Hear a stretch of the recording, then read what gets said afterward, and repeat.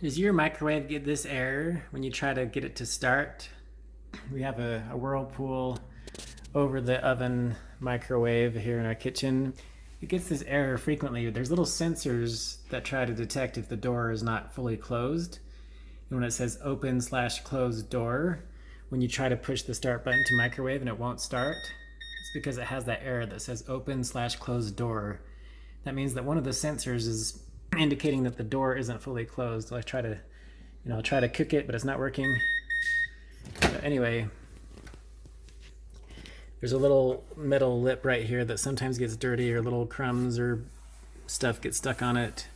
So if that's not clean, these little tiny metal contacts right there, there's a little tiny metal contact there, little tiny metal contact there, little tiny metal contact there, and then there's more of them on the top here. These ones are less likely to get dirty on the top little contacts there. See those little tiny metal, barely see it, but there's a little tiny metal contact there. 1, 2, 3, 4, several of them.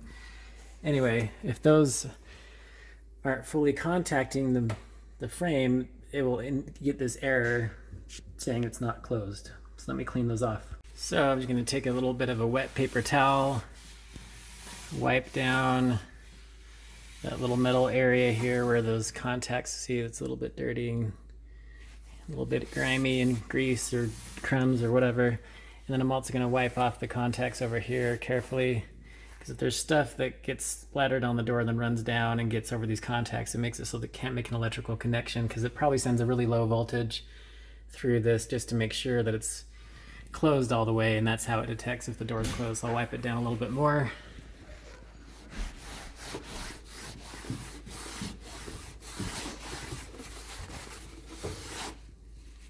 And let's try it. Push start. And now it works.